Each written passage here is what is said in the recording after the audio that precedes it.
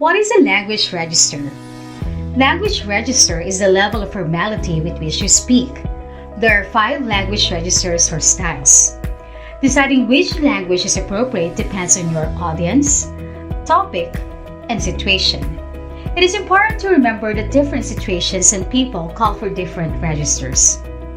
So what are the 5 language registers? Number 1, frozen or static register.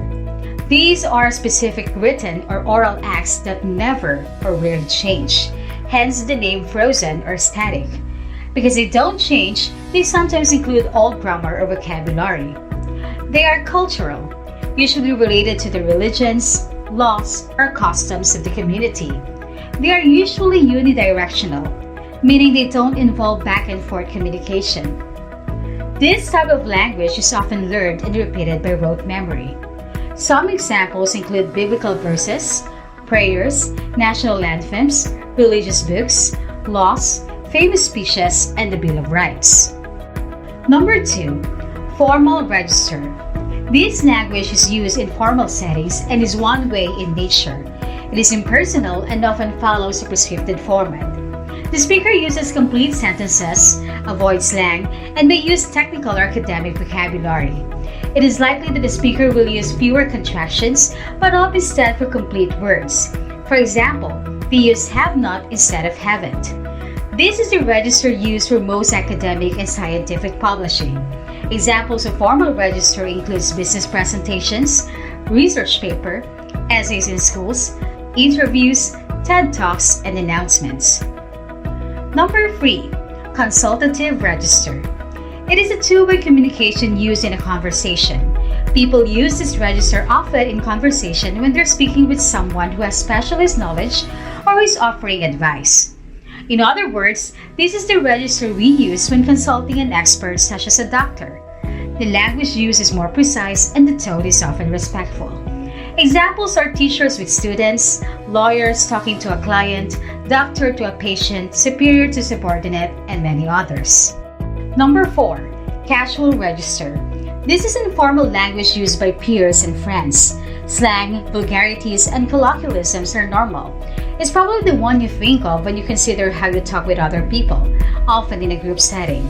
And since this is a group language, one must be member to engage in this register, like buddies, teammates, chats and emails and blogs, and letters to friends. Number 5, intimate register. This communication is private. It is the language used between persons who share a close relationship or bond. This register would take into account certain terms of endearment, slangs, or expressions whose meaning is shared with a small subset of persons. For example, lovers having special terms of endearment, mothers giving pet names to their children based on some character trait, and best friends formulating slangs based on some shared past experience. Intimate language may be something as simple as an inside joke between 2 college friends or a word whispered in a lover's ear.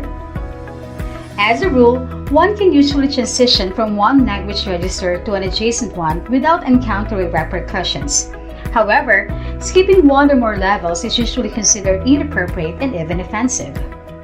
So what is the importance of knowing when and how to move between registers? A speaker may move from one register to another with ease. For example, it is not uncommon for you to address your classmate casually and then adopt a more consultative register when speaking with your teacher. If one register is expected and another is presented, the result can be either that offense is taken or a comic response. For example, on the TV show Big Bang Theory, Sheldon's character often uses the higher consultative register with his friends, as well as everyone else. He sometimes seems stuck in the world of high-level vocabulary, unable to speak in the lower casual register that his friends use among themselves. The result is comedic. The audience laughs at his social awkwardness and inability to understand that he can and should adapt his speech to different contexts. It is important to understand the differences between registers so you can use language that is appropriate for a particular situation. If your register is too high, you may come across as being snobby, pretentious, or arrogant. If your register is too low, you can come across as being inappropriately informal or too friendly. Knowing what various registers are, how to differentiate between them, and when to use which one increases your chances of being accepted by groups and speakers in a variety of contexts.